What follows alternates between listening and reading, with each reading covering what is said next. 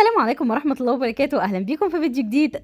كل عام وأنتم بألف خير. تعالوا النهاردة نعمل مع بعض وجبة خطيرة جدا، مش هتكتفي بيها وجبة جانبية من كتر جمالها، وهتعمليها أساسية وجنبها شوية بطاطس كده بتبقى حاجة بجد واو. تابعيني للنهاية، اذكري الله وصلي على الرسول عليه أفضل الصلاة والسلام، وهنقول بسم الله الرحمن الرحيم مع المقادير وطريقة التحضير.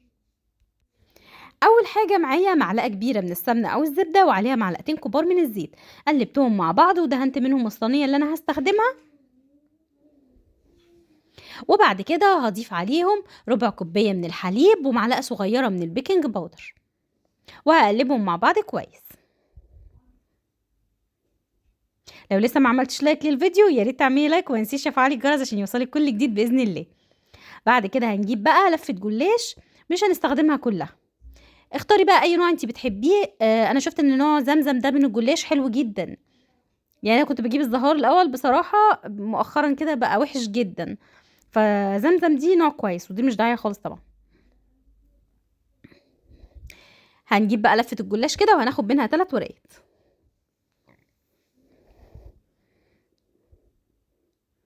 هندهن كده بين كل ورقة والتانية بخليط الدهن اللي موجود معانا، ما ندهنش كتير قوي علشان ما تبقاش دسمة معانا زيادة عن اللزوم.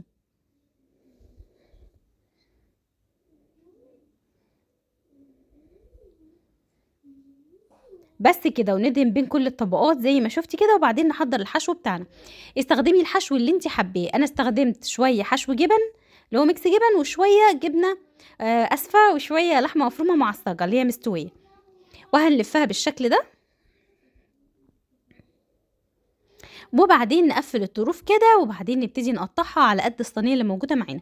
طبعا تقدري تستخدمي صينيه مستطيله او مربعه زي ما تحبي، هتبقى اسهل عليكي، يا اما حاولي ان انت بقى ايه تظبطي المقاس بتاعهم كده. بعد كده على الوش وهندهن دهنه من خليط الدهن اللي موجود معانا، وندخلها فرن سابق التسخين على درجه حراره 200، ورشيت قبل ما ادخلها شويه من حبه البركه. هندخلها بقى الفرن، واول ما تطلع عندنا من الفرن هنرش كده حوالي ربع كوبايه من الحليب على الوش ونغطيها، ده بيخليها تبقى طريه جدا معايا كده وعامله زي الفطير وخطيره. طعمها تحفه جدا بجد، لو جربتيها مش هتبطلي تعمليها، لذيذه جدا جدا، وزي ما قلت لك هتحبيها كمان وجبه رئيسيه مش جانبيه بس. اتمنى الفيديو يكون اللي عجبكم، لو عجبكم ما تبخلوش عليا بلايك وباشتراك وبشير للفيديو. اتمنى لكم يوم سعيد، والسلام عليكم ورحمه الله وبركاته.